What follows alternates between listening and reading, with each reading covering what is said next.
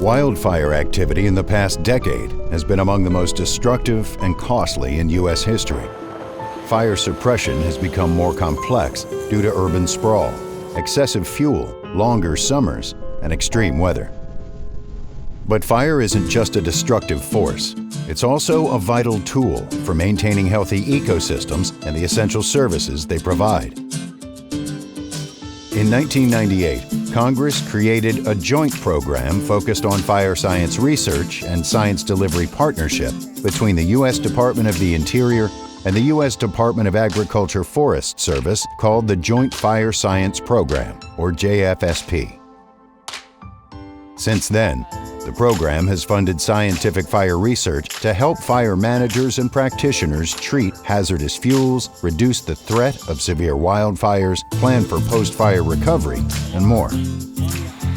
This science provides practical tools and knowledge to practitioners to help them manage the land more effectively and efficiently, minimizing wildfire risk, while also protecting and enhancing vital ecosystem services.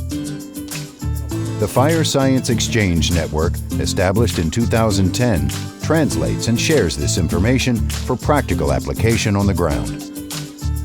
The Joint Fire Science Program funds 15 regional exchanges in the Fire Science Exchange Network. They started independently and the network grew organically over time. We recognized very early on that reading journal articles isn't always the best mechanism for people to get information from the funded studies.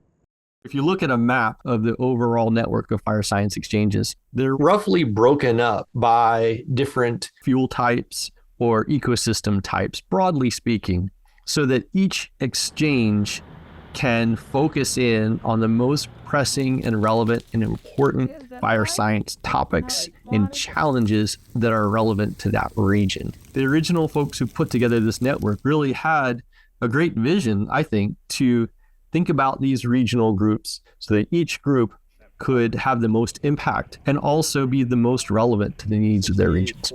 We have about 4 exchanges that cover the various different landscapes of the 13-state region that I work in.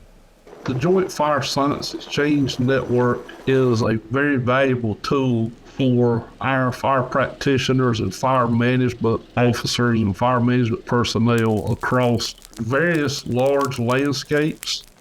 The purpose of the exchanges is to be the boundary spanners. They are the liaisons between the academic scientific research and the field managers that are using the information from the research to make their decisions on a daily basis. We've got this webinar series, we've got these workshops that we've put together. And then also we do things like fact sheets, a good old piece of paper that is a synthesis document. We'll take the scientific literature on a particular topic that's relevant to the region and synthesize that into something that really drills down to management implications, things that actual real folks who aren't scientists can digest and incorporate into their own practices. I've been part of the Georgia Prescribed Fire Council for over 20 years, and we use the fire exchange all the time. They're always there. It's awesome to have fire exchanges on our side and have them help us get the word out on prescribed burning. As an English major, they hit really close to my heart in terms of just really getting technical information distilled down into something that's really, really readable and usable and engaging for a lot of different types of audiences.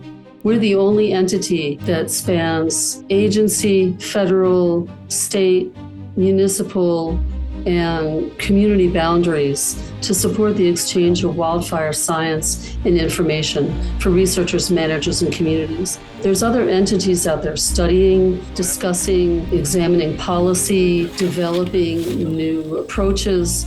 We're really the only ones doing that on a regional and national level, developing a strong regional and personal network that people can rely on to get their information or get support for that specific question or training.